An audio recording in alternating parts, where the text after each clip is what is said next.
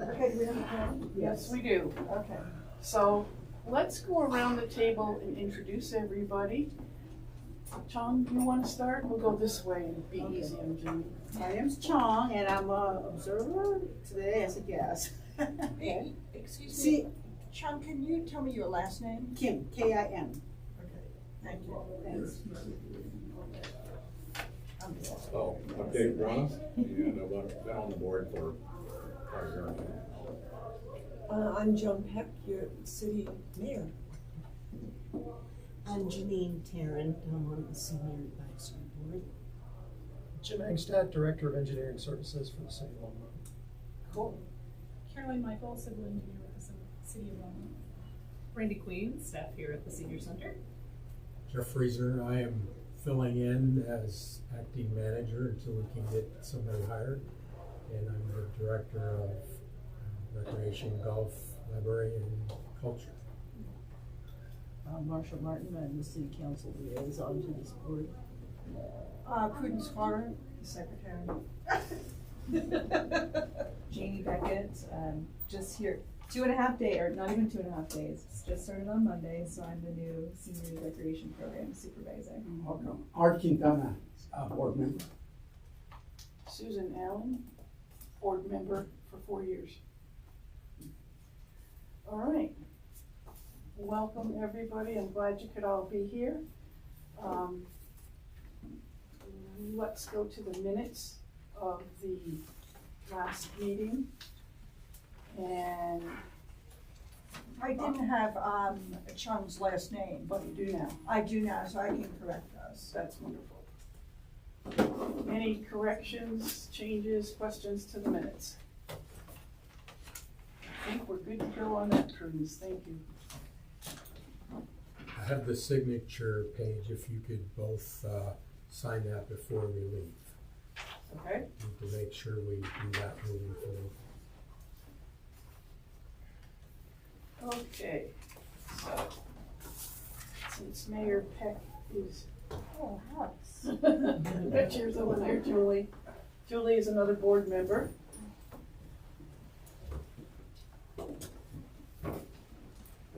So, I'd like to ask Mayor Peck if she has some vision as far as seniors in Longmont and what you expect and whatever, and we'll leave 15-20 minutes for maybe some questions back and forth, and then we'll move on to Carolyn. Okay, excuse me, should we have a motion to approve the minutes? Yes, we should. Motion to approve the minutes. So moved. Okay. Anybody seconds? Second. Okay. Everybody got it? Okay, thanks. And then I did receive a couple of questions that I had put forward to the mayor for her to talk about today also. Great, thank you. And that I asked Jeff, what is it you particularly want me to address? And he said, what is the city doing, or can we be involved with HOAs as far as encouraging them to create a sustainable homeowner associations?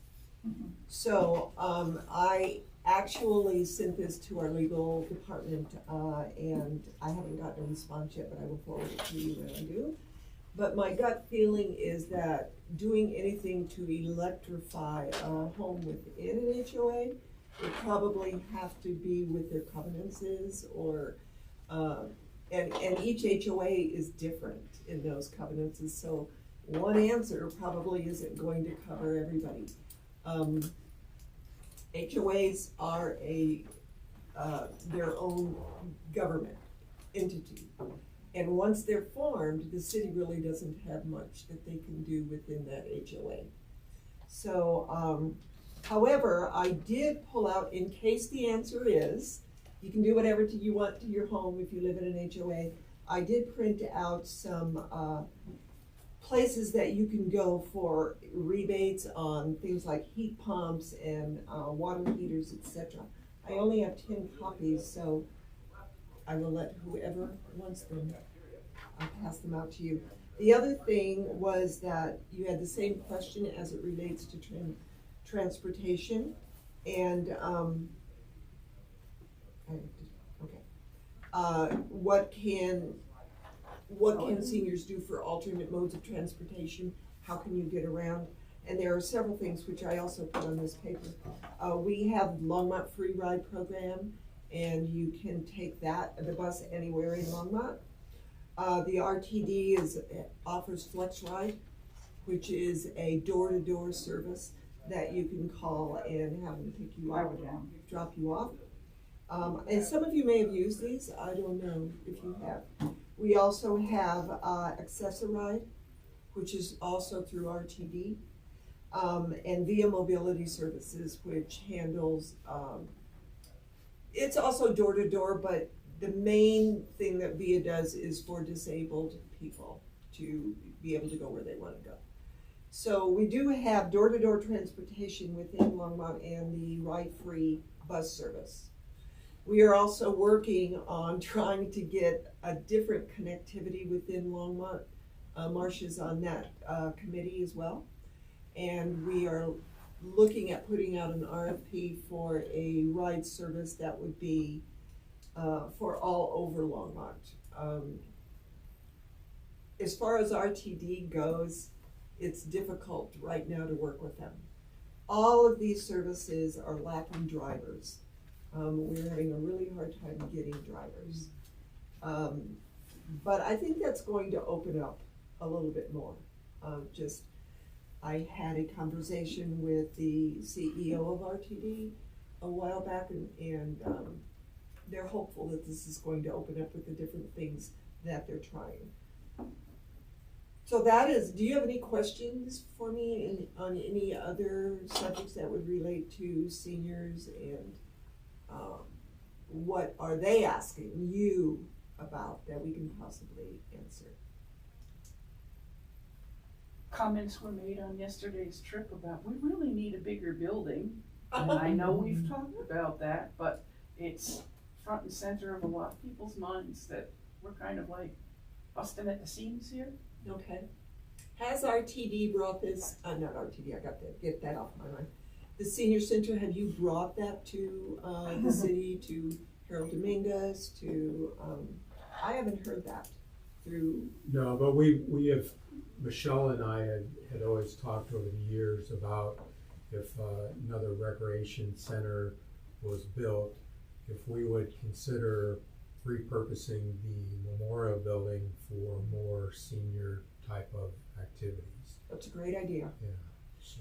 And you know, next year we hopefully will put on the ballot a overall tax incentive for things that people want within the city, which would be a cultural event center, a recreation center, library.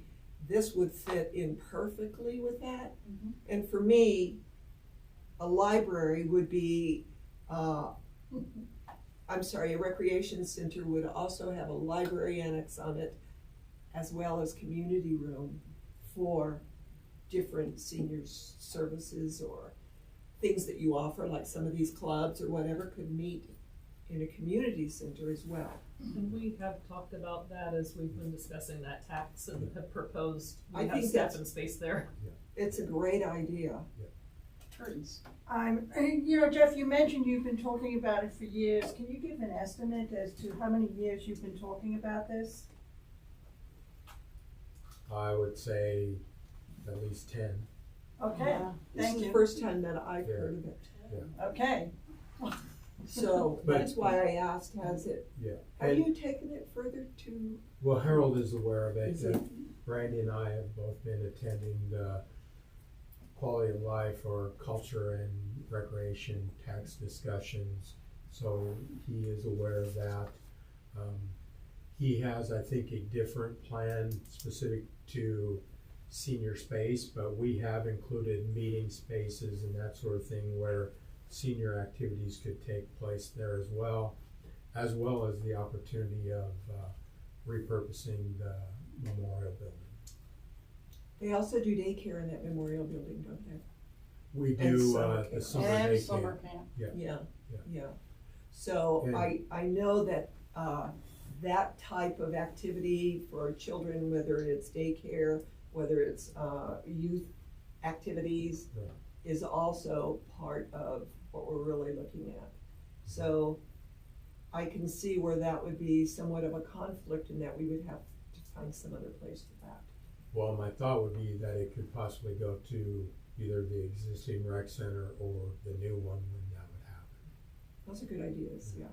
Or if we put a community room on, Yeah, that it could go. that would also. Yeah. You know, the other thought could be is, you know, expanding the memorial building as well at some point in time to add more space there, and that could specifically be for senior activities as well. Well, as I look out this window, I see a lot of space out there Yeah. that isn't always used. So, Especially that area directly to the west of the memorial building, it wouldn't need to encroach into the main part of the park. Brandy, If I can add a thought about space, you know, one of the space issues here is that our building is underutilized in the evenings and on weekends because we simply do not have the staff to grow programming in the evening and weekends, even though we know that's a need in our community. So we have been talking about staff requests for the 2024 budget. And in fact, Jamie and I just talked about that on Monday, about some of the expansion and possibly senior staff and recreation staff working together to make that happen. I think that's a great idea also. These conversations I haven't heard about at all, so I have to leave early for a 12 o'clock with Harold, so I will definitely bring it up. Prudence, As far as expansion of the senior center, I guess I'm wondering, since much of the population is west of here, how is putting another building there going to address all the Googleplex people and their parents? good point. Thank you. Yeah. On the other side of Hobart, I see that we want to keep things, what I'm hearing, not what I see, but what I'm hearing is things would be kept on this side and west of Hobart, there would not be services, so people can use Reason to Drive maybe to come to this side, creating more traffic, of course. So I'm kind of wondering can you help me understand why the thought is that everything would be on this side of Longmont when population growth is on that side? The Is location income based?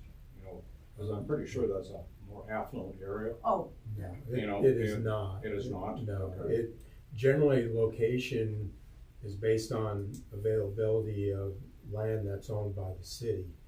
One of the proposed locations of the new rec center would be out by Silver Creek High School at Dry Creek, right. which would address some of what you're talking about, Prudence. Yeah, because I think that, you know, one of the things I've noticed is that activities, including Coffee with Council, all take place on this side of the line and not on that side of the line. And it could be that because they're much more affluent west of Hobart, that they don't feel a need to participate. That's one thing. I think it's something different. I think the way the city was planned, there are no spaces over there currently, because Sure. the only thing I can think of is that firehouse. Right, all the way on Exactly. off the airport. And that's why I think that when we build a recreation center, and that is the preferred site at Dry Creek, that we should put a community center on there. Other cities have done that for senior services, and it works well. So you asked what seniors think. This summer, the memorial building is used for senior exercises, silver sneakers, and we were taken over by the kids, and they gave us a classroom way in the back, too small for the seniors that attend. So they're like, and we don't count, we get this, and then, you know, well, they get money for day camp and the parents need it. Yeah, I agree. We have a problem. Not everybody's being serviced equally. It's a good point. That's a good point. But like I said before, then that's where I think that it butts heads on what to do with that building, because what then do we do? But, you know, if in fact a community room on a rec center, that could also be for daycare and kids' activities. Yeah. So Just, just a lot to think about, Yeah. actually. just, you know, recent, that's what happens. I'm glad you But brought it up. I think that's a great conversation, and hopefully with our new structure, with our department, that we can have a better opportunity to work Right. through those things. Because there's other opportunities over at the Lashley Street Station that we could be using, and maybe day camp could work out of that location, which wouldn't. Not big enough. Yeah, that's Yeah, not- but That's but- small. But the day camp could possibly be broken into 2 locations, which again then provides more service to some of the parents on that side of town as well. They just have a huge attendance of kids that use the day camp option. Oh It's yeah, huge. my office is in that building. I am Yeah. aware of that, and I will say that when day camp ends, it seems like a morgue in there. But I think those are all things that we need to be talking about cross divisions. Right. And I think there really is a shortage across the organization of spaces with our community growing like it is. Yeah. And I think that's part of the driver of why we're talking about this new tax. So Jeff, in those meetings, those new tax meetings, have you brought this up, and what are the comments that you get from the group? Specific to seniors, there hasn't been a lot of conversation about seniors because it has had a different driver, which provides, Harold had other thoughts of how seniors and children, youth, and family could be addressed, and I don't know all the details to those things. But again, with the rec center, we would have spaces that would be used for all ages. Right. I think one of the things we want to make sure we do is that we're not building age-specific locations, that it tries to serve during the day. Maybe it's more senior-based, and then after a certain period of time, maybe it can be more younger folks type use. And I'm talking about the meeting space or community rooms that the mayor referred to, as compared to this can only be used for seniors, and then on Saturday and Sunday Get more bang for your buck. yeah, if you should. exactly. Well, I do recall when Silver Sneakers was at the rec center, and Yeah. I mean, I never saw any obstacles going over there other than promoting the community of all ages to be together, which has some advantage, and to share and enjoy with each other. So it isn't necessarily that all needs for seniors or older adults need to be separated in their own space. And I think there's also some other advantages to older adults being in and around all age groups. And likewise, there's definitely some advantage. Great point. Okay, we're about at our time for Mayor Peck. Any other questions so we can keep the meeting flowing? Thank We you have for being time here. for one more. One more, Peter. I was the one that came up with the HOA questions. Seemed like a good idea at the time. It's Anyway. still a good idea. I used to be president of HOA, and I know how difficult it is to get people to do something. And we are now part of a larger HOA, Prairie Village. And we have our annual meeting next week, and I was going to approach the president later and say, what are we doing as far as sustainability, particularly in regard to the seniors and transportation. So I don't know if anything's going to come of that, but I know that HOAs could be a vehicle to be a support for electrification and all of the other programs. But so I'm wondering if there is some sort of I brought up the question is, let's say if I get involved in that, is there some sort of liaison or contact point Yes. with the city? And offhand, I think a resilient Longmont or the Sustainability Advisory Board, or maybe there's a different way of doing that. There are two ways. Actually, I have 5 contacts here on where you can go to look for sustainability. But Susan Bartlett emailed me yesterday, and she is the key account manager for Lead and Longmont Power and Communications. She said you can ask her directly any question that you want. So her contact information is on here, as well as grant opportunities, et cetera, where you can go for that. So I would like to, but you can, the Sustainability Advisory Board would be a good place to go to at least express your concerns and have them bring those to the city. David is our liaison for that board, so. Oh, The perfect. sustainability of Longmont. Sustainability, yeah. I'm just going to, if you could just pass those out. It's got the information. One more, Marcia.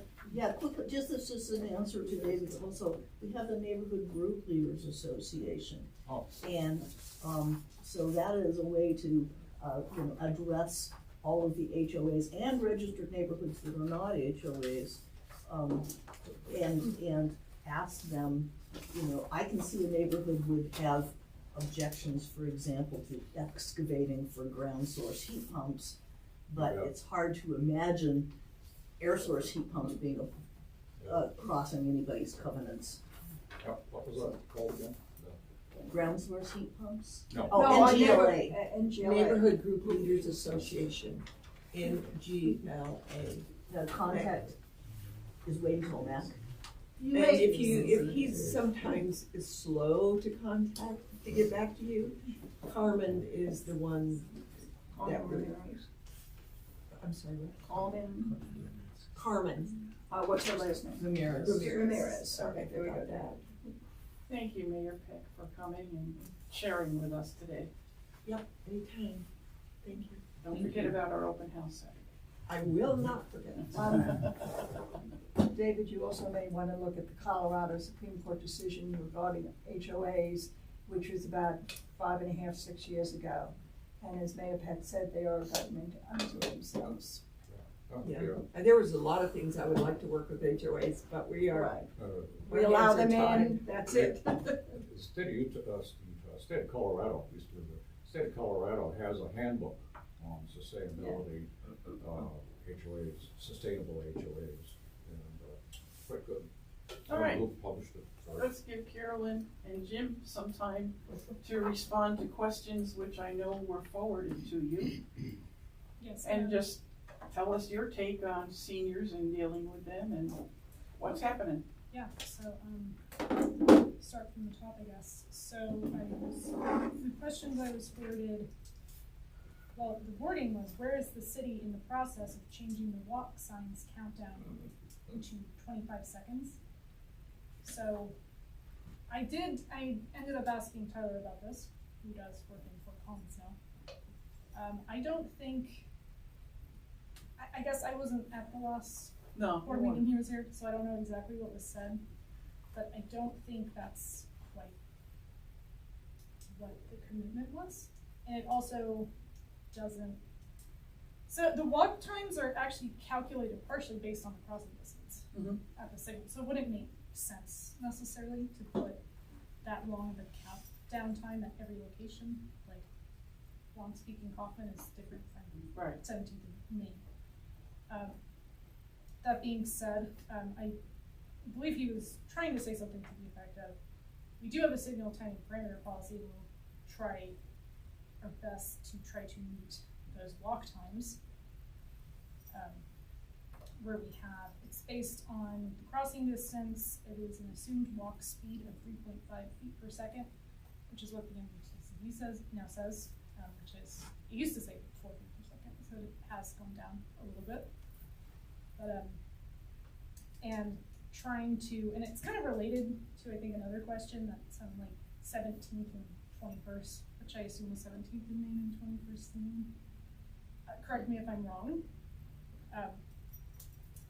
But we can go over that kind of thing and see if we have, if it's meeting standards now, which based on, I was doing like some calculations before this, I do think, based on what I was getting, it might be, I was just doing 17th of Maine, the south leg.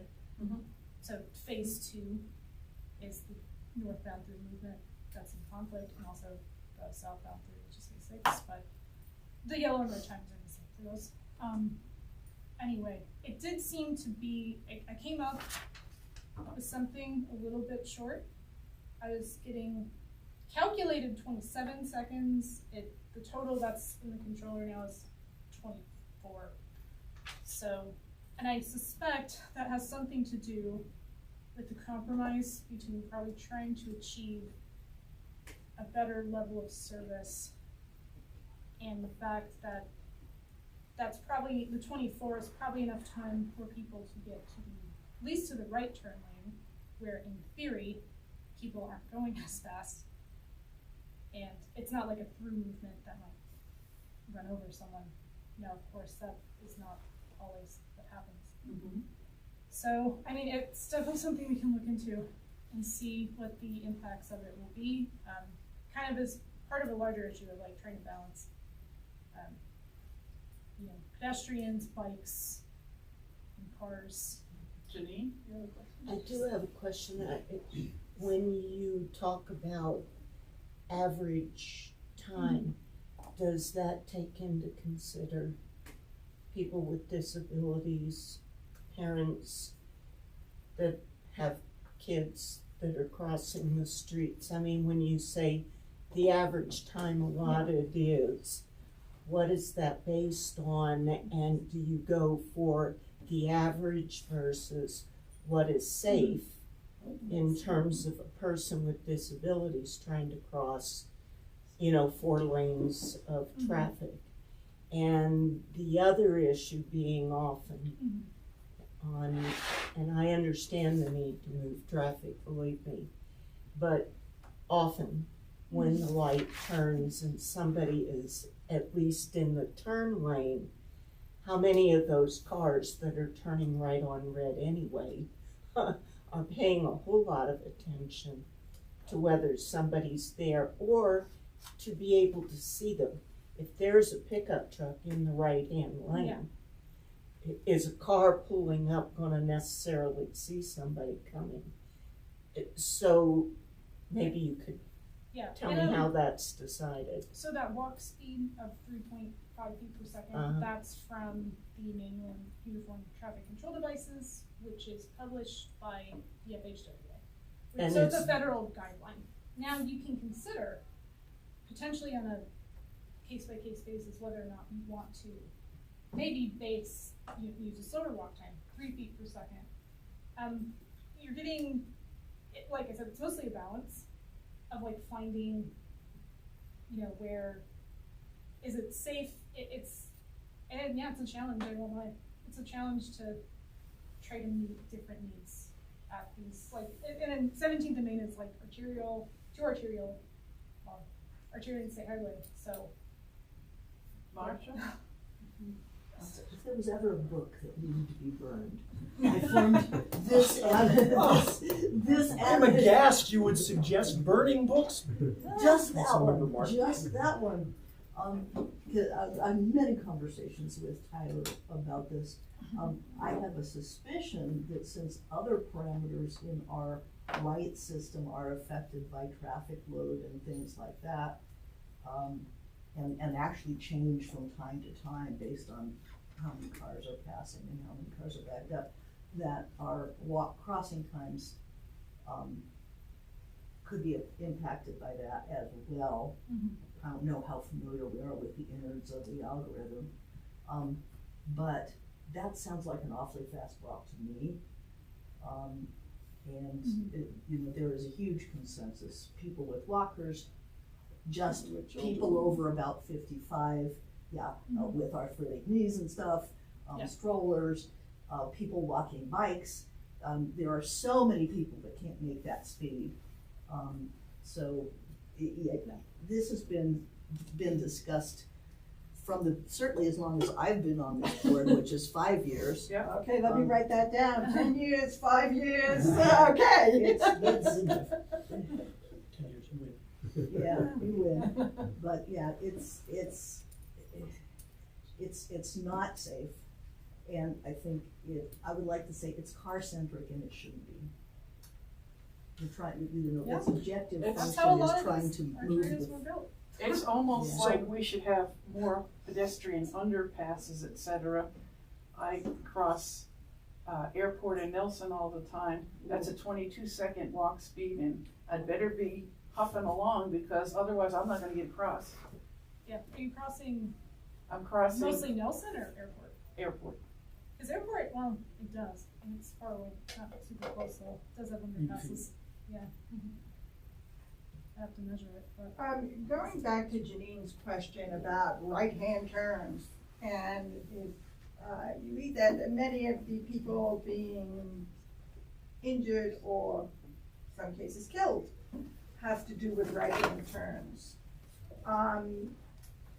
Could right-hand turns, could it be looked at right-hand turns like on 17, where there's, I have to think about it, where there's a lot of traffic going here, there, and everything, could it be no turn on red? Instead, and that doesn't mean it for the whole city, but could it be looked at that at places where there is challenging crossing, for everyone regardless of their age, fathers with strollers and 2 kids, it's a mess.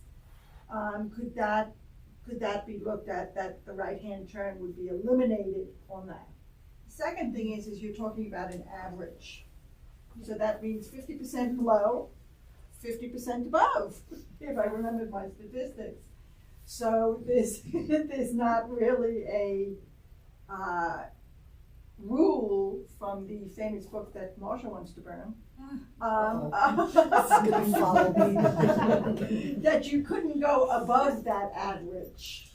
Is that correct? I don't believe so. And you'd actually be making it slower in this case. So you'd be doing maybe a 3 feet per second, and even lower. Okay, thank you.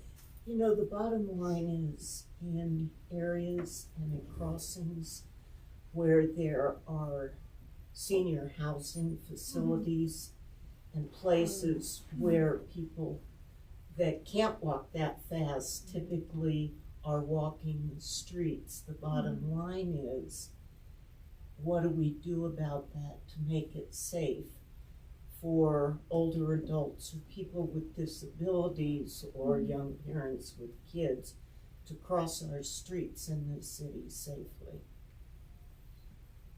Yeah, so that was like another one on here, was about enhanced crossings near senior housing. And that can mean a number of things, so I was gonna ask. Where is the Exactly, senior yeah. housing? Because there's senior housing at 9th and Hover, 6th and Main. There's Hover and 14th. Yeah, give us a Hover list. and 14th. Yeah, I can send you the list. Which, Easy enough. So 21st and Over, Main. yeah, 21st and Front Street over there. So we'll look at anything. Yeah. Okay, the answer is if you want us to look at something, certainly we will do it. Okay, one of the challenges for our major corridors, Hover, Main Street, 119, those corridors are on an adaptive signal system. That adaptive signal system is primarily designed to move cars, because those are the 3 highest corridors for motor vehicle use. They're also, in some areas on Main Street, we get a lot of pedestrians. So when we add more times to pedestrian walks to cross Main, we would have to take the timing from somewhere else.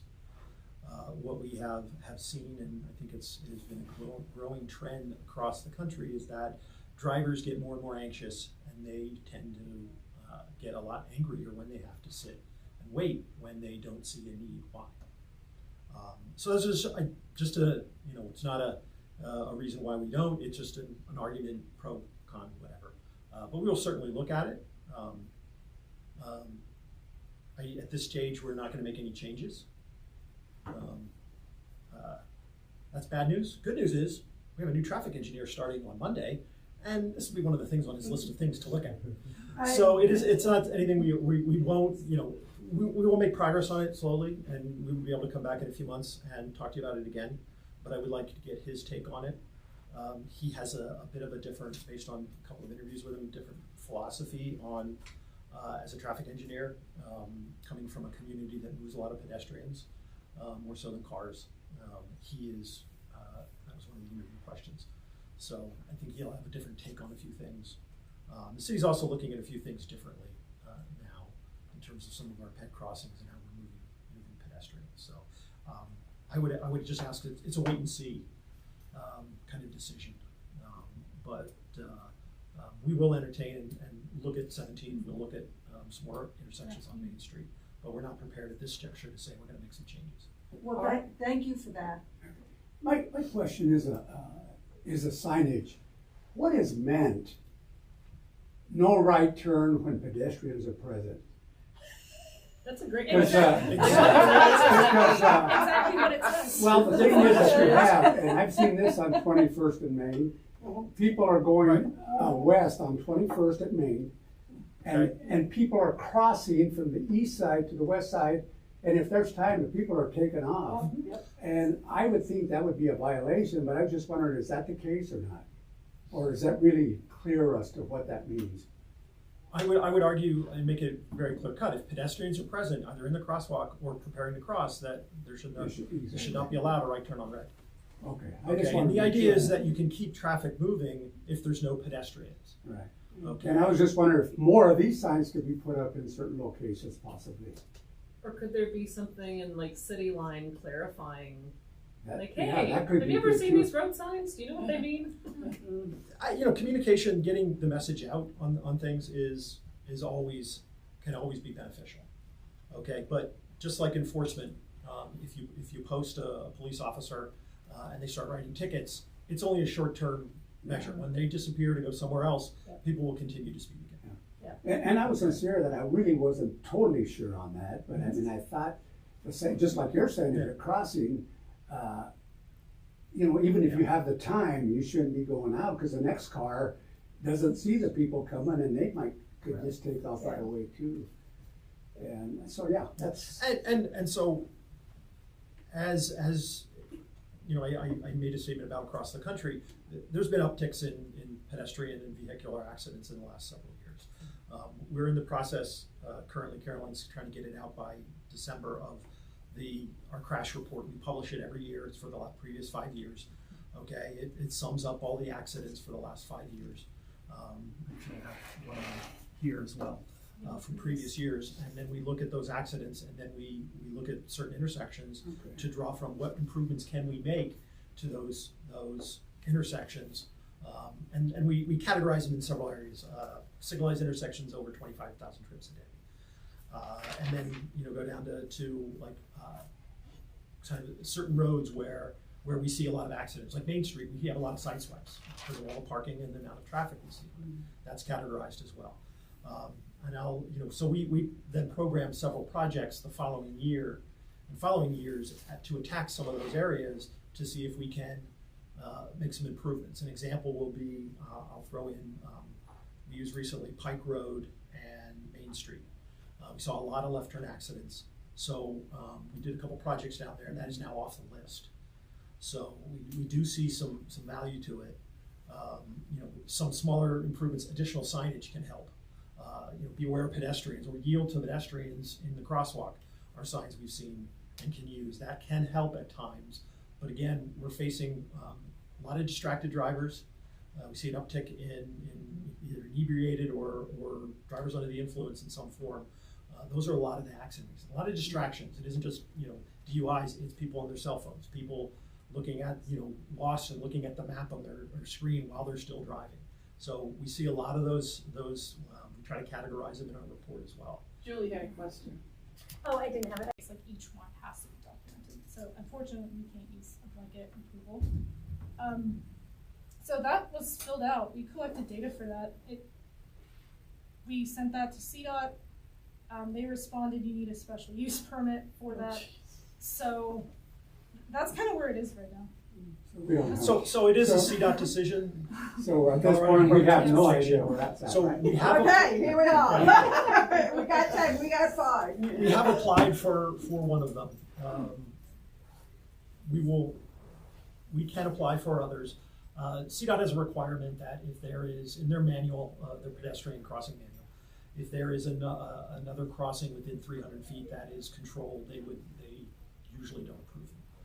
Okay, and that's really when we fall into that, because there are within 300 feet, north and south, those crossings on Main Street, there are signalized intersections that are considered controlled intersections. Okay, so from a perspective of kind of practice,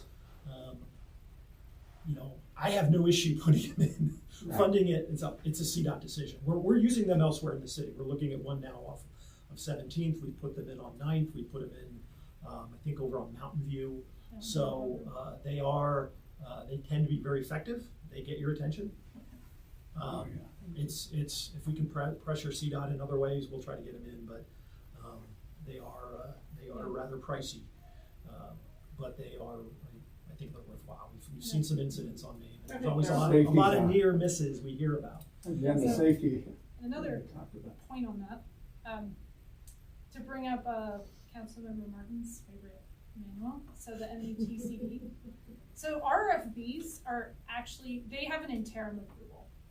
So they are not totally, officially approved yet by the MUTCD, which is why CDOT is not.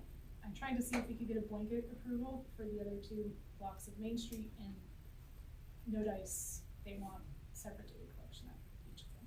So that's where we are now. Thank you both for coming. We need to move on to the next meeting agenda item, but Can I add in one in traffic? Excuse me if I'm out of subject, but since we talk about traffic, I want to know about the bicycle. The bicycle have every right to go anywhere, any direction when they want to? Because I see so many people just running to red light and getting the in-between car, just going whatever they want to do. So I just want to know, maybe perhaps somebody can educate me, what is that route for the bicycle? So bicycles are required to follow the same patterns as a motorized vehicle. Okay, they are allowed on sidewalk because they're not considered a motorized vehicle. Okay, but they have to follow the flow of traffic. Now, the one condition I would throw on is a state statute that just was passed last year that permits bicycles that are in the roadway or on a bike lane they do not have to stop at either stop signs or red lights if there is they have to yield the right of way. Oh, wow. Okay, so they can go through. Okay, there was a strong push for more bicycle movement. Wow. So the PD were not in favor of it. They were opposed, but it got through. But someone driving the opposite direction, either in a bike lane or in an opposite lane, if they're on a bike, should not be doing that. They should not do it, but should they still they have a right to do it. They can just pass the red light. It's okay. I've seen people in cars driving to the wrong lane. Both ways. Don't be the first one out of the slot. Yeah. One of the challenges, and I will call it a misconception or misperception of people, of sometimes the public, is that the engineering department and the traffic unit group can build our way out of bad behavior. And a lot of what we see, we'll show it in our accident reports, is a lot of people making poor decisions. Okay, when they drive, whether they're looking at their cell phone, and we're all guilty of it at times, whether it's a green light, a red light, and I get the cell phone, my kids yell at me, don't check your text, Daddy. Okay, my daughter's learning to drive, so she's very vocal about it. So, but that's one of the challenges we face. Maybe we could add for new business or upcoming agenda items, invite the new traffic engineer next spring or summer, and we'll get an update. Well, Okay? New traffic. So, you have a Carolyn and name? Jim, thank you so much. Kyle Howarth, Haworth. So, And his first name is Howard? Kyle, Oh, Kyle. Okay. And what city did he come from? North Glen. So thank you for coming today. Thank you so much. Let us know if you need us back again. Okay. We're always, we're just down the street. Okay, we've got a new interview process for our board. Yeah. Julie and Art, are you on It works. board? Did you get applicants that you're setting up? We haven't, I have a call into, Michelle, Okay, to asking her, I haven't heard back from her, about, when we're going to, cause she told me, I called her a long time ago, and she said that they would open the applications, then they would close the applications. She would get us some of the, questions. Yep. That, or get to me, some of the questions that they normally ask in the interviews, so that we could, create our own. And I have not heard back from her, so I Jeff? haven't gotten anything. So you will be hearing from me. Okay, So we have one candidate that we will need to interview, and I'll send you her application and the questions. And then I thought maybe you and I and Art could just have a brief conversation, and then we're ready to do that interview. Great. So Michelle won't be calling you. She asked me to follow up. Okay, with super. And so my question to you is the application deadline, is you. it's passed? Yes. Okay. It's what? It's It passed. Okay. So And we we only will have be one short applicant? one person until June, when the next round will occur. but we needed 3. Well, her thing said, cause you added one, right? You added an, Last year, we added Yeah. another, well, I will follow up with her. Her comment Uh-huh. was we needed 2, but I will follow up on that. we got it approved through city Yeah, council that there's supposed to be 9. So we only had one candidate, Okay, so we'll interview her and, make a recommendation back to you so that we can get that to council. okay, so that's handled. Yep. And then need your position updates. Well, I have good news. It doesn't really impact you, but we have a new library director starting on the 14th, which I'm very excited about. His name is John Solomon. And we have conducted one interview for the senior services manager, since our candidate turned down the position. Mhm. We have a second interview scheduled for November 21st. And you will be hearing from us about the meet and greet and inviting you all to be a part of that. Great. So Jeff, quick question. Do we know why the first candidate turned it down? Because it seemed like she went through the process. I do, but with it being a public meeting, I'm not sure that I feel comfortable sharing those, Okay. but would be happy to talk with you afterwards. The second thing is that there is a rumor, and I like to squash rumors, that your candidate for the library was the third candidate, that the first 2 turned you down. That is not true. Okay, thank you, I can clarify that.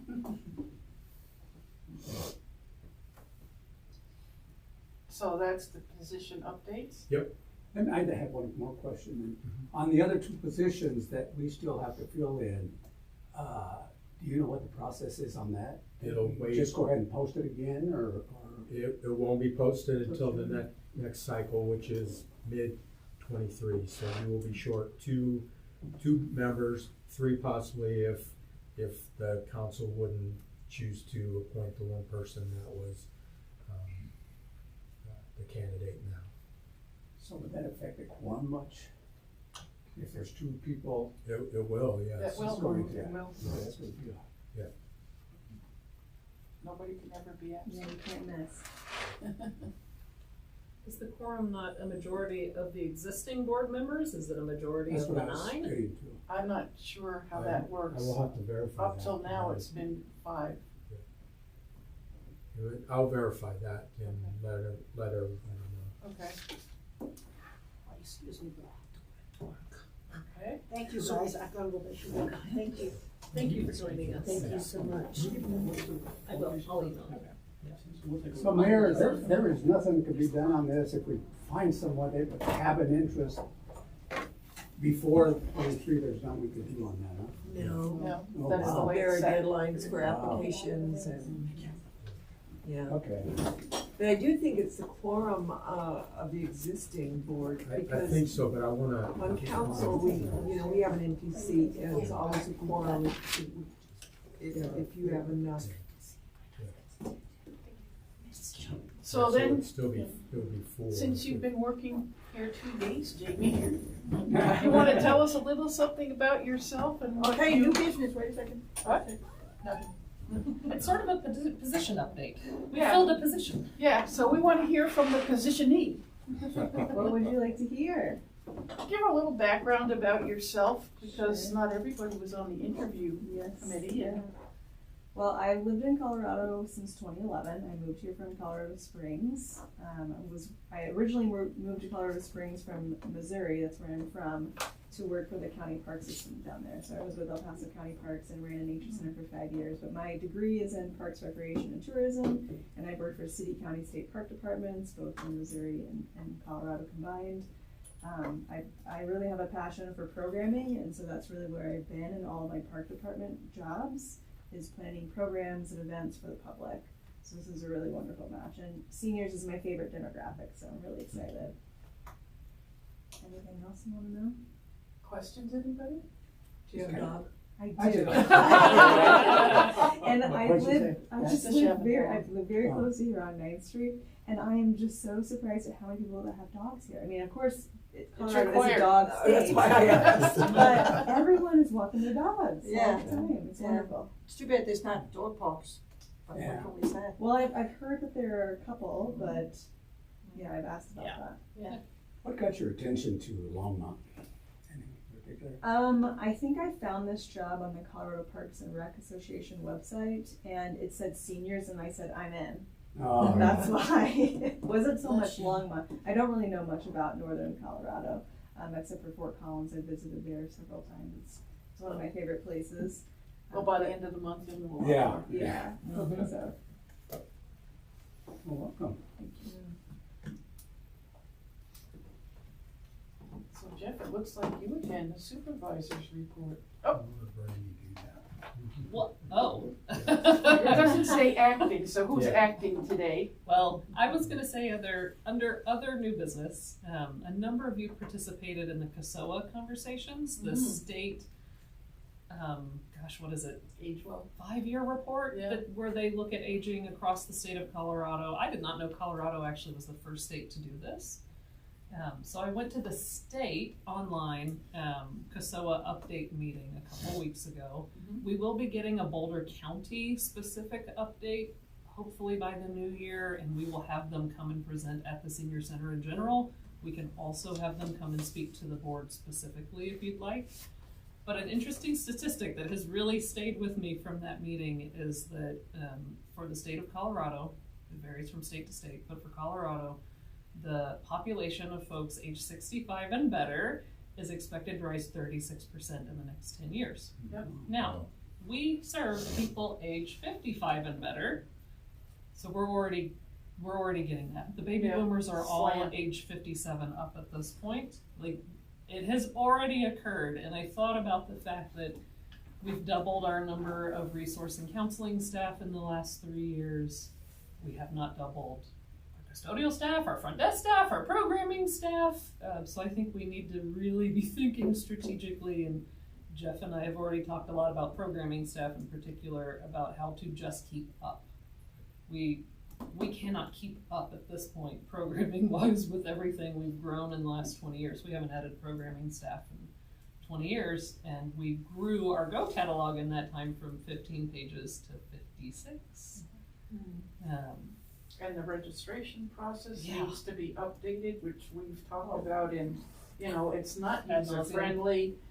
Applicants complain about getting on the site and filling out the application, so it's just not user friendly. You're lucky Chong went back to doing Meals on Wheels. She has a very big opinion about that. Yeah, well, Are it's you talking- 10 to 12 pages Registration for an system. for the application to get a job. So that's a lifeguard, that was a lifeguard issue, and I've heard from many young people that they can't be bothered. And I agree with them. That has been updated. Yeah. That has been updated. They are just accepting resumes in lieu of the Hallelujah. application. It's finally. I know, finally, but that caused an issue. The other thing, what you're referring to, is how to register, and Marcia knows this well, for classes, outings, etc., on a system that was built by some company in Vermont that we don't have a contract with. Yes, we do. Oh, we do, okay, Yes. I guess it was evergreened. What? Evergreen? I don't know Evergreen, what that means. okay, Automatic. okay, which means it keeps going without an evaluation of its use. But- And it's but very the- difficult for But seniors. you can't just say that. Let me respond. So we have purposely chosen to stay with Rec Track because we have such an investment with it that you can't just change overnight. It will cost $100,000 at least to do that. So We know you can't change right, overnight. but I'm not saying that we aren't looking at it, but it's just the response that you said is that we're just going with it, and that's not the case. We are evaluating it.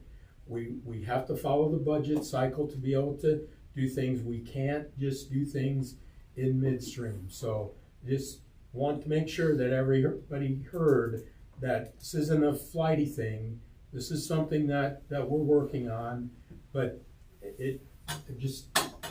I appreciate what you're saying, Jeff. However, there has been, not just from seniors, but from young people, and it started with the pandemic when there had to be reservations for a lot of things. And there has been discussion here about that system. And I understand that the utility for the city is that everybody can use it across all the platforms, whether it's the museum, the senior center, the rec center. It can be used across multiple platforms. However, in terms of user, okay, the users struggle with it. And I agree with that. Thus the yellow sheet where you sign up for classes, Yeah. I'd say the majority of people here, they bring their yellow sheet in, they don't even try to use that system, they can't. The challenge is there isn't just that many systems out there that we can go to. Each system, recreation is the bigger player in that, and trying to find what that other solution is has been a challenge. But I will assure you that we'll have something in the works for the future. Yeah, future's I a long guess time. I not have 10 just years. one question. What can we do to help? I sit here and I listen and I think about the senior center and the obstacles for my colleagues here. And my question is, well, what can I do to help that? Can a volunteer person do something to help? Can we set up a registration desk? Can we have somebody that can do phone work? I mean, I know the main system, but what I'm looking at is what do we do in the interim and how can we serve our people here? What can I personally do to help? And maybe we could think about that.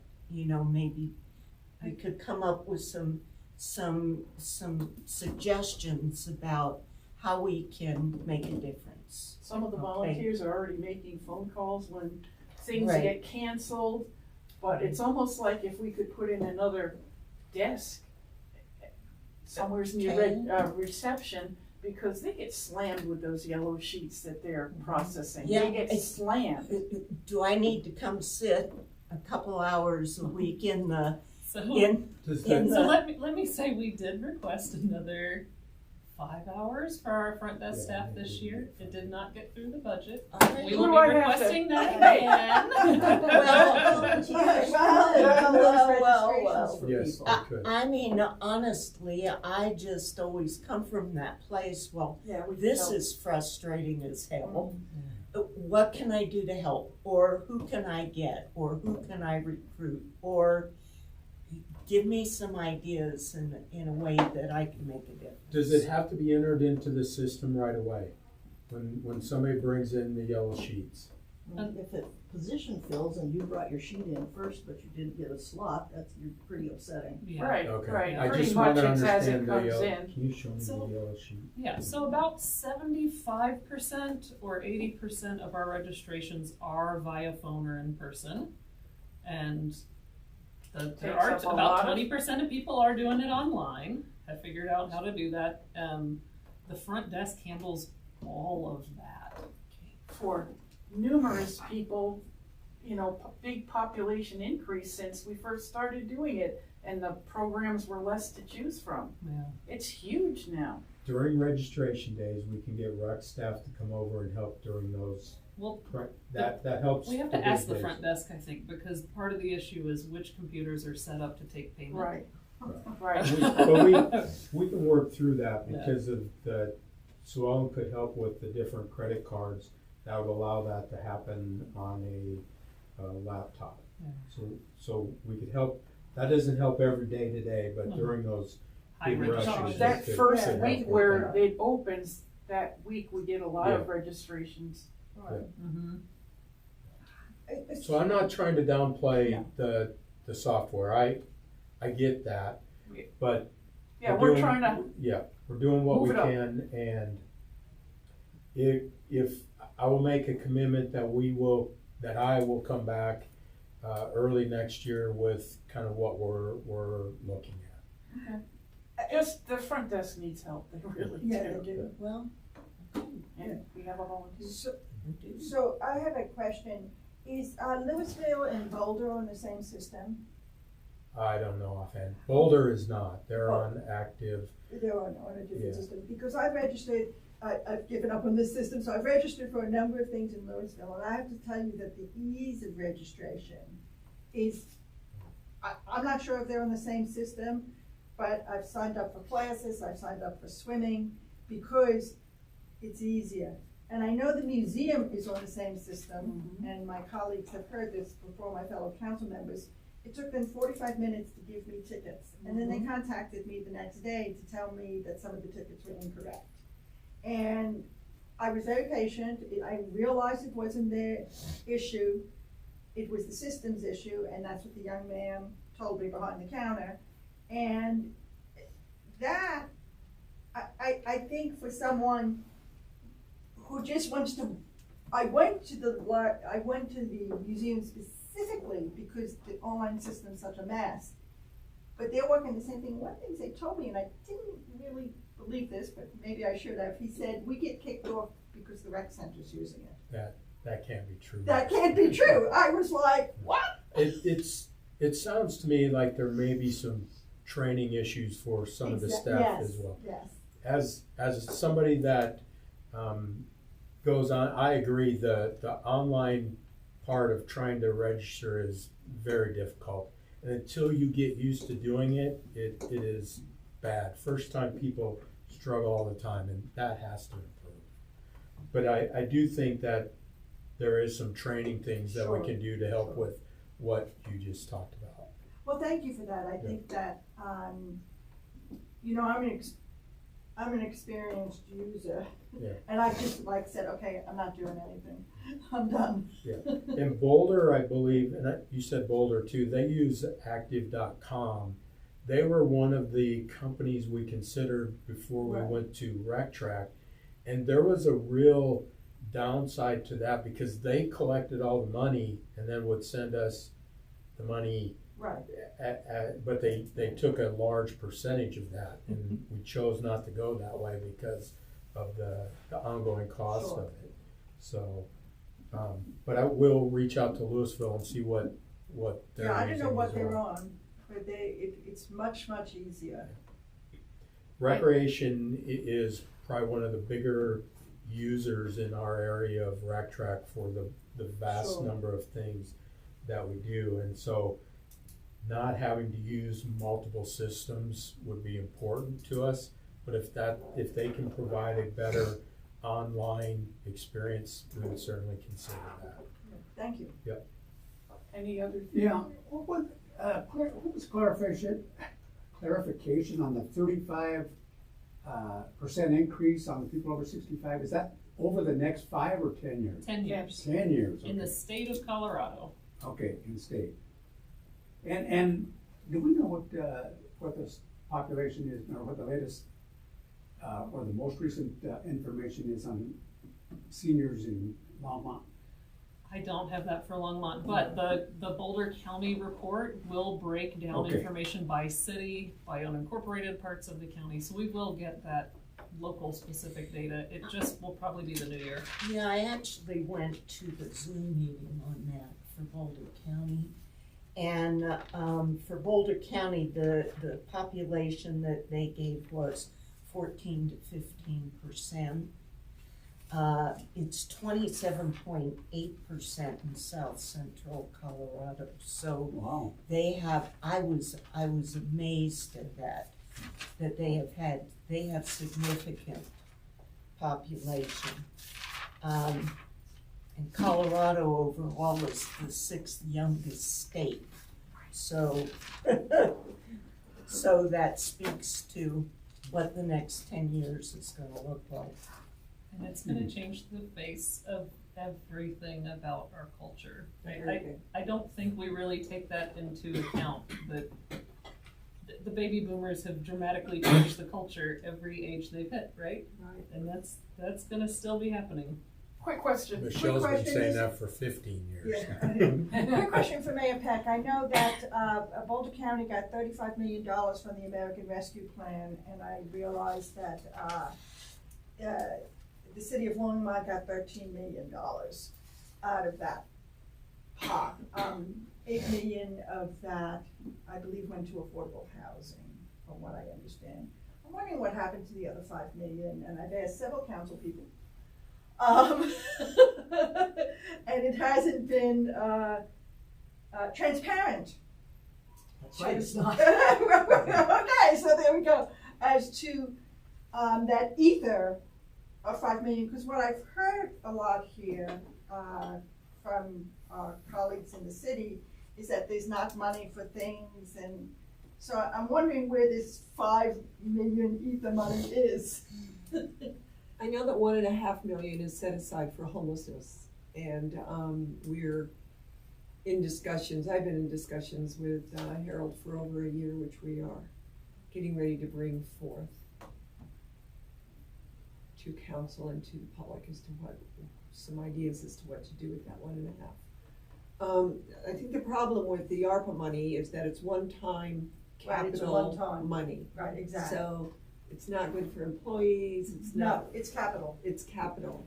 So I think that there is no transparency because there are so many divisions in the city that are asking for it. And it hasn't been appropriated.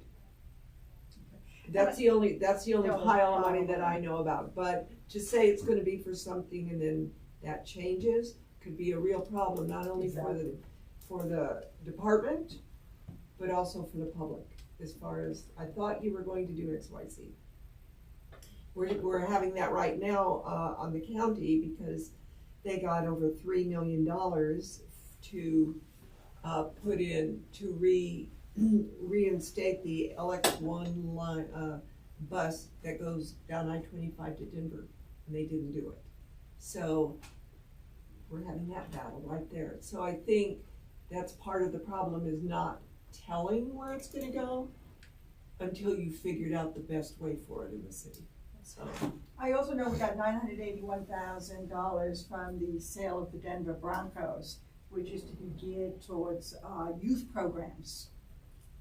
that is specifically targeted for that. So thinking about all those kids in the St. Vermain building. Yeah, and I need to ask Jim Golden, is that actually, what are the parameters on that money? Because requests for that money's coming from, I'm sure, all different areas. And people are asking me, and I thought, I need to know exactly. Yeah. I think it's for youth sports, but there's some finagling with it to move it into something else under that. Harold told me it was just youth and it didn't have to be sports. Yeah, from what I understand, it's just youth programs, not specifically youth sports. So youth programs, and those programs can be a number of things. And that's where we're getting tons of requests. That's what I want him to nail it down. Exactly what are the parameters of this money? Any other things on the supervisor report? Yeah, I have two things I'll talk about. So,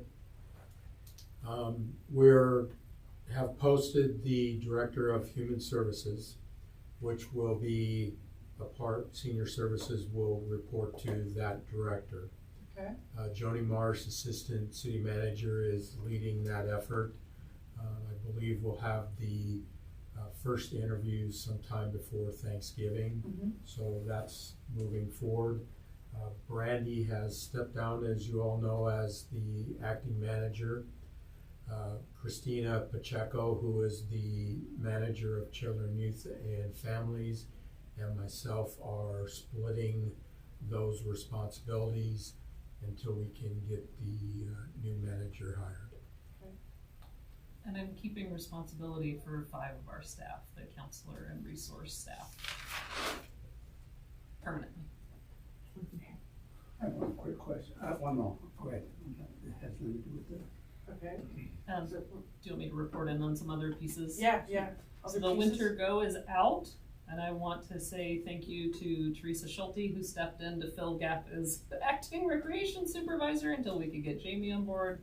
And Char Sloan, they planned a full normal winter quarter here. And they did a fantastic job with the volunteer appreciation. Yeah. Volunteer appreciation was fantastic. We've gotten so much good feedback. And I think in part that's because we hadn't had a volunteer appreciation the whole pandemic. Yeah.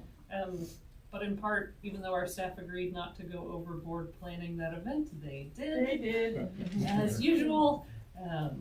And it was incredibly fun, and we are already starting our plans for next year's volunteer appreciation. Open house is this Saturday, and we've got the schedule almost fully lined up. People keep kind of wanting to jump in at the last second. I think you're going to be surprised at the attendance. I hope so, because our outreach on Nextdoor and Eventbrite didn't really garner any attention that's visible. Maybe a lot of people saw it and just didn't comment or like it or whatnot, but it's curious if those efforts are going to pay off. I was saving this for liaison comments, but since it's a specific comment, topic here, you said the schedule is almost filled out. My mentee from Silver Creek, who was doing the drug take back event, has a lot of literature left and would like to table at the open house if possible. No way? I would say no, because we're pretty packed in the building, and it's really focused on senior services. And I understand that a lot of seniors use pharmaceutical take-back events, but it's not really focused on older adults. She can certainly bring flyers, and we can have flyers in our whole resource closet. But I don't think we would give her a table. We have said no to city staff who have asked for a table at our open house. Okay. Everybody wants to market to seniors, but our open house is really about senior services. Yes. And so then her follow-on question is, if she can't be at the open house, can she come some afternoon and just be present to give out information, not about the event since it's over, but about the other spots where drop-off is possible? You can put her in touch with me. Okay. Yeah. Because we do have folks come do tabling from time to time. Yeah, she has. We're also very cautious about that. Yeah, she's very sweet, so I don't think she'd be a problem, but, yeah.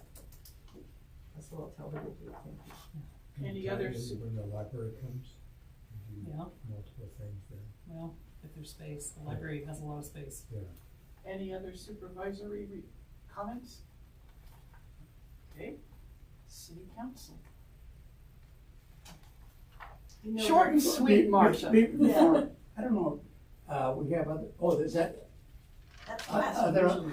in other business, I was just gonna bring up something, or do you wanna just go ahead and go that and do it the last? Go ahead. My question had to do with, are you having the same problem with other boards and filling positions? Yes. All right, I think just like even the paid positions. Okay, I was just wondering, I was just surprised that there was only one person that applied for the board, and I thought there would be more than that. People are kind of, one thing is just emerging. You know, you wouldn't think it would take this long, but it is.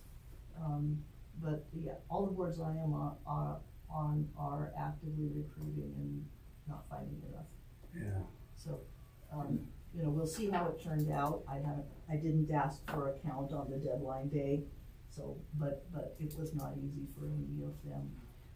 The only, thing that I have to say is that, there is apparently, on the, you know, this is always after the LHA board meeting, so there's not a lot of council stuff on the top of my mind, but the LHA is very important, you know, to this board, because everything we've got now is more or less senior housing. Although they continue to struggle financially, at least they understand now where the squeeze points are and where there are points of improvement. And they don't have their new grade from the HUD inventory yet, but they were told verbally that it's, you know, a several times improvement. They don't get to go from fail to excellent in one huge leap, but they are probably going to fail to satisfactory. So that's really a huge important thing. There are commercial meth detectors apparently now, and so that will be on a soon budget, because the cost of that, you wouldn't think, you always have the myth of the sweet old folks, you know. You know, we have units down for meth decontamination in the seniors housing, and it's kind of shocking, but there it is. The other news is that it's looking likely that the housing needs survey is going to say don't build more senior housing. Right. So, if there is a counter argument that in your various groups you can make, now is the time, because the city council retreat is coming up.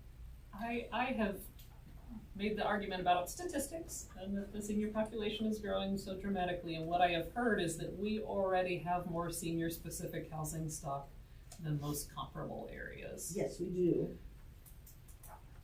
But I see a but in there. Well, I think we need more. And just to let you know, I actually applied to the Longmont Housing Authority Board. Wow. I put in an application, Good. because you know how strongly I feel about Yes. it, and I thought, Yes. they have 3 positions. Advisory board, no. That's Yes. right. She's gonna advise them. Yes. Watch out. And I apologize that I have to leave early. Okay. That's it? I have to Oh, go also. yes. Thank you very much. And Thanks so for coming. Thanks for coming. I have one more short statement, which is the takeaway from this discussion for me was, if you can get down to the city council, talk about the damn crosswalks. You know, I think we're not hearing from the public nearly enough. It usually has a big effect. And, you know, just hearing it quantified, I mean, think about what you're doing when you're pacing off your yard or something to figure out how much edging you need. You know, 3.4 feet per second is a pretty brisk walk. And if that's okay for a 27-year-old pedestrian wearing sneakers, anybody else can't walk that fast. So, I hate the thought that it's gonna take deaths That's what we Oh, well, usually that's say. what I say, it's 3 deaths, and And then you get something done. it's 3 deaths, I'm sure. That's why I wanna burn that book, by the way. Where do they keep it? Who can grab it? I think I know, actually. It's probably electronic also, so you're gonna have to hack. All right, Deneen, anything on, well, any other regular business? Dave, did we get that form that, for the open house, did we get it translated? I don't know, we asked them to, Can ask at the front desk on the way out. yeah, okay, but, yeah, I asked them a couple of times to put Spanish on the back. Yep. And, I assume it was done, but I don't know that for a fact, I can check. Okay, I just,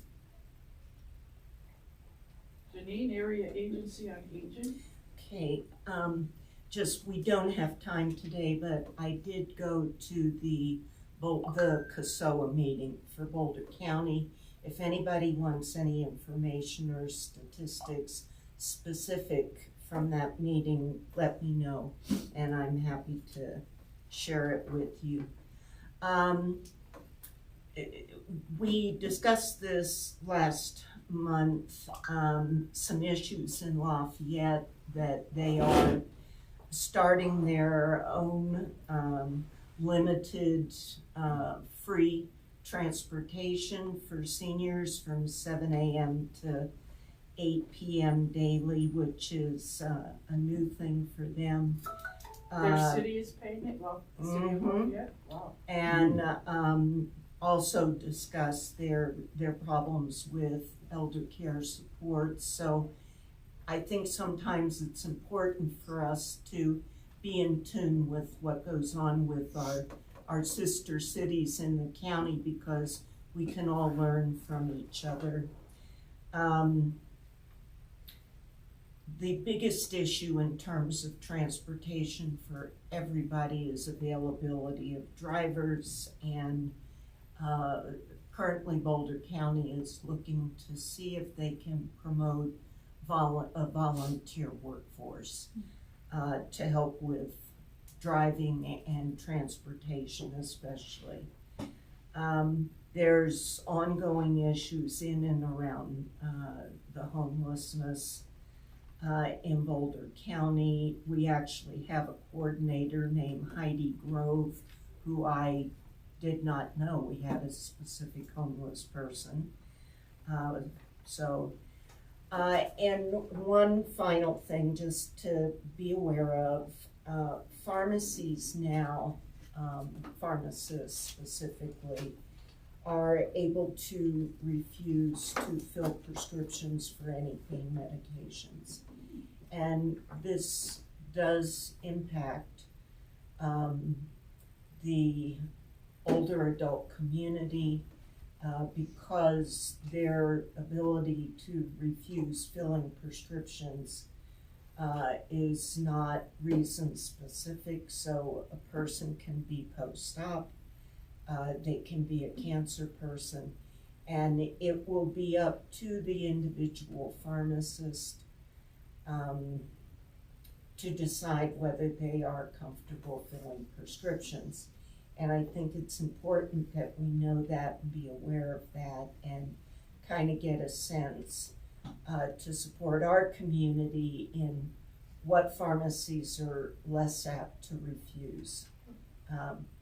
There's a lot of controversy about pain medication, but there certainly is reason for all of us that sometimes we need pain medication, and now that is going to be at the discretion of the individual pharmacist, we need to have a way to help people find other alternatives.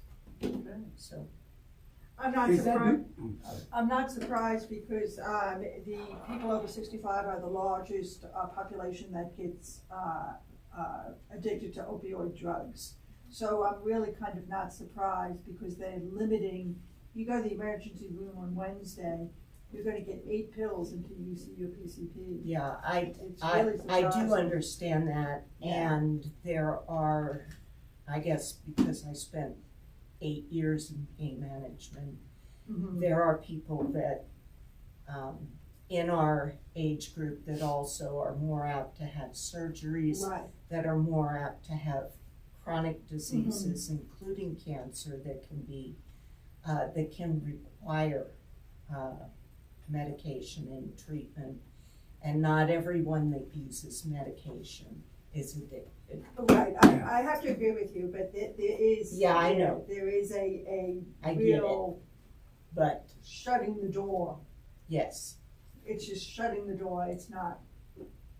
Art? Is it a liability factor or abuse factor or what it's is an it? abuse factor. Abuse, okay. You know, I have lots of opinions about it, Art, and I'll keep them to myself. But the truth is that we do have major abuse issues, especially in our younger population. But there is now and has always been a place for treating chronic pain. And I think that it's a problem, it's a big problem, and you know, now what we need to do is find a way to help our colleagues and help people find the treatment that they need, is what I'm saying. Moving on to the Friends. Due to the stock market, their investments are down, but they're healthy. They'll be at the open house. They have prepared their annual campaign letter so that anybody who has contributed at least $1 can attend their annual meeting, which is in January. And you can hear all that they've done, which is quite a lot. They have 4 members up for renewal, and it looks like they'll be able to fill those positions. So I don't know what they're doing differently, but they're gonna be able to fill their board. They don't have to go through The rigmarole. Exactly. So those are the highlights from what the Friends are up to. I'd encourage you to think about attending the January meeting to listen to all the nuts and bolts and how they operate. Anything from the Boulder County Latino Coalition? Nothing. Okay. It's just seniors. Longmont Economic Development? Nothing? Okay. Sustainability, David? Anything since we last met? Not really, just Okay. a brief comment. Last time I mentioned that the resilient sustainability Longmont, I always get it mixed up. sustainable resilience. All right. Yeah. There you go. I gotta It's figure not it a out. good name. SRL. Yeah. I know, really. I mentioned that Energy Smart has a service available, and I had the phone number that you could call to have consultation regarding enveloping your house and insulation, all those kinds of things. I actually called them, and to tell the truth, I was a little disappointed. There was only one person, I think, and as I understood it, all they really did was refer to other agencies. And so that didn't seem to be all that productive, but I did have a thought, and I looked in the Go catalog, and I noticed that in the last catalog, the magazine, there was a general overview of city sustainability initiative, and it's already passed, but I'm just wondering if with all the stuff that's going on and all the stuff that's coming down the pike, maybe there should be a section in the Go magazine regarding resources that seniors might use. And I'd be willing to work on that, and I don't know how it's done, I don't know who. That would probably be a Brandy.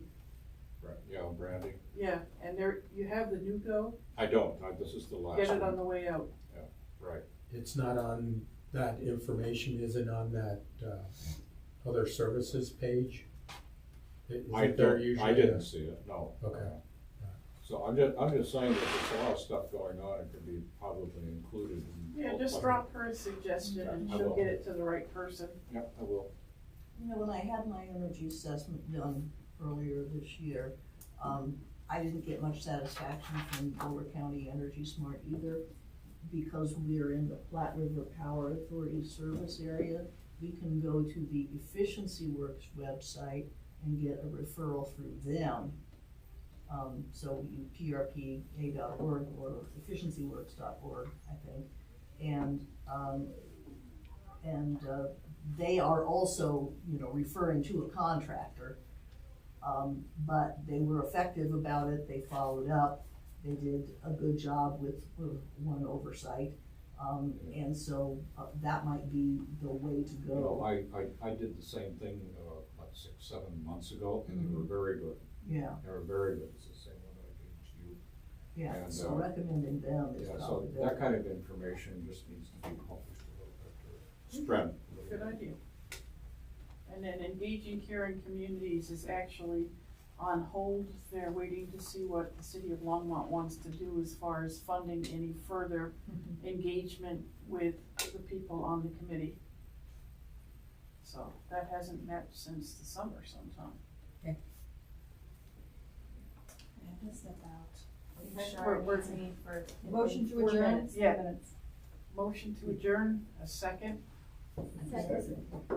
There we go. Thank you for letting me join. Thanks.